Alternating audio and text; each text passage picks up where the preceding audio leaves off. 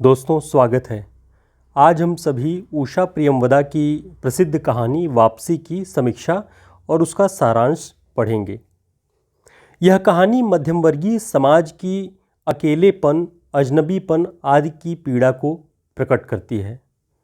पारिवारिक पृष्ठभूमि को केंद्र बनाकर उषा प्रियमवदा जी ने इस कहानी को रचा है, जिसके मुख्य पात्र गजाधर बाबू हैं, जो रेलवे की नौकरी में 35 वर्षों तक अपने घर और परिवार से दूर रहे। कहानी में उषा जी लिखती हैं कि इन वर्षों में अधिकांश समय उन्होंने अकेले रहकर काटा था। उन अकेले क्षणों में उन्होंने इसी समय की कल्पना की थी जब वह अपने परिवार के साथ रह सकेंगे। इसी आशा के सहारे वह अपने अभाव का बोझ ढो रहे थे। संसार की दृष्टि में उनका जीवन सफल कहा जा सकता है, लेकिन गजाधर बाबू को अपने परिवार से दूरी बहुत अखरती थी। वह अपने परिवार के साथ बिताए हुए क्षणों को, अपने बच्चों की हंसी बोली, पत्नी के साथ किए गए मनोविनोद, पत्नी की स्नेहपूर्ण बातें, प्यार व आग्रह से परोसे गए भोजन, सब कुछ उनके जीवन का सहारा बनी हुई थी। इन सब को याद करके वे कभी कभी उदास भी हो उठते थे। कई वर्षों बाद घर वापसी पर वे उन सभी बातों को फिर से जीना चाहते थे। वे नौकरी के दौरान कमाए गए प्यार और सम्मान को छोड़कर घर में प्यार और सम्मान पाने के लिए उतावले थे, किंतु घर पहुंचने पर ये सभी आशाएं अचानक मुंह मोड़ लेती हैं। गजाधर के घर वापसी के पहले परिवार के सभी सदस्य अपनी मनमर्जी से अपने जीवन को चला रहे थे। बिना किसी रोक टोक के सब कुछ चला जा रहा था। उनके आने से पहले फिल्म देखने जाना, दोस्तों की महफिलें जमाना, बेटी बसंती का दिन भर घर से बाहर घूमना, मनमर्जी के सभी सामान खरीदना, बाजार घूमने जाना, नौकर के मत्थे सारा काम छोड़ देना, ये सारी आदतें घर की जीवनचर्या में शामिल थी। उनके आने से एक बंधा हुआ अनुशासन सभी सदस्यों को खलने लगता है। पत्नी और बेटा गजाधर से चिढ़ने लगे, क्योंकि उनकी स्वतंत्रता बाधित हो रही थी। बेटी को दिन भर घर से बाहर रहने पर टोकने से वह भी नाराज रहने लगी और चोरी चुपके बाहर जाने लगी। परिवार आर्थिक रूप से बहुत संपन्न न था।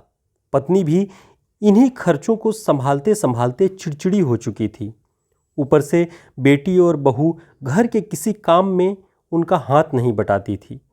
चूल्हे चौके और सारे काम उन्हें अकेले करने पड़ते थे। गजाधर बाबू ने घर का प्रबंध और खर्चे संभालने के लिए नौकर को काम से हटा दिया और बहू और बेटी बसंती को माँ के काम में हाथ बटाने की जिम्मेदारी सौंप दी, जिससे बहू नाराज हो उठी। गजाधर बाबू की खाट बाहरी दरवाजे के ओसारे में रखी गई थी। उनका अपना कोई कमरा नहीं था जहां उनकी जगह निश्चित रह सके। दरवाजे के पास खाट रहने के कारण बहू और बेटा और बेटी सभी अपनी मर्जी और मनमानी के लिए बाहर नहीं जा सकते थे। पारिवारिक कलह का एक बहुत बड़ा कारण यह भी खड़ा हुआ। नाश्ता कर गजाधर बाबू बैठक में चले गए। घर छोटा था और ऐसी व्यवस्था हो चुकी थी कि उसमें गजाधर बाबू के रहने के लिए कोई स्थान न बचा था।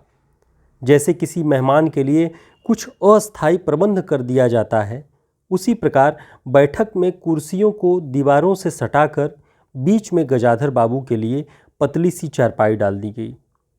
आप कहानी की इन पंक्तियों से समझ सकते हैं कि एक व्यक्ति जो वर्षों घर से बाहर रहा, नौकरी की और घर परिवार की समृद्धि के लिए, उनके सुख के लिए कार्य किया, जब घर लौट कर आता है तो उसके लिए कोई स्थायी जगह नहीं बचती जहाँ पर वह यह हो सके कि यह उनका कमरा है या यह उनका स्थान है। तो ऐसी दशा में गजाधर बाबू जी की वापसी होती है और परिवार के सारे सदस्यों की नाराज़गी उनसे रहने लगती है। जिस पत्नी की स्नेहपूर्ण नज़रों को याद करके वे भावुक हो उठते थे, वे नज़रें उन्हें फिर न दिखाई पड़ीं। उनमें घर गृहस्थी के चिड़चिड़ेपन के कारण मात्र शिकायती मुद्रा ही दिखाई पड़ती थी। नौकर को हटाने से बहू की नाराज़गी इतनी बढ़ी कि उसने घर से अलग रहने का फैसला कर लिया। गजाधर बाबू का दिल यह खबर सुनकर बैठ सा गया। उन्होंने अपनी पत्नी से पूछा, हमारे आने से पहले भी कभी ऐसी बात हुई थी? उनकी पत्नी ने कहा, नहीं। पहले बहू को कोई रोक टोक नहीं थी। उनका बेटा अमर घर का मालिक था। अमर के दोस्तों का अड्डा जमा रहता था और अंदर से चाय नाश्ता तैयार होकर जाता रहता था। बसंती को भी वही अच्छा लगता था। गजाधर बाबू को सब समझ आ गया था कि उनके आने से घर का कोई सदस्य खुश नहीं है। उन्हें नौकरी के दिनों का जीवन बार बार याद आने लगा, जहां प्यार और सम्मान भरा हुआ था। वह जीवन अब उन्हें कोई खोई निधि सा प्रतीत हुआ। उन्हें लगा कि वह जीवन के द्वारा ठगे गए हैं। उन्होंने जो कुछ चाहा उसमें से उन्हें एक बूंद भी नहीं मिली। उन्हें समझ आ गया था कि वे परिवार के लिए धनोपार्जन का साधन मात्र हैं। उन्होंने तय किया कि वे अब परिवार के किसी बात में दखल न देंगे और अंत में उन्होंने एक मिल में नौकरी मिलने का बहाना करके घर से चले जाने का निर्णय किया। घर के किसी सदस्य ने उन्हें जाने से नहीं रोका। पत्नी ने भी घर गृहस्थी का हवाला देकर साथ न जा सकने की असमर्थता जाहिर की। इस तरह गजाधर बाबू का घर छूट जाता है। उनकी वापसी एक बार नौकरी से घर होती है, दूसरी बार घर छोड़कर। यह कहानी मध्यम वर्गीय परिवारों के विघटित मूल्यों से उपजने वाली टूटन को प्रकट करती है, जहां भौतिक साधनों और विलासितापूर्ण जीवन के लालच ने संबंधों के बीच की संवेदना को खत्म कर दिया है और व्यक्ति अकेलेपन, अजनबीपन के बीच भटक जाता है। उम्मीद है आपको यह समीक्षा समझ में आई होगी और उस कहानी का पूरा सारांश आपको समझ में आया होगा। बहुत धन्यवाद।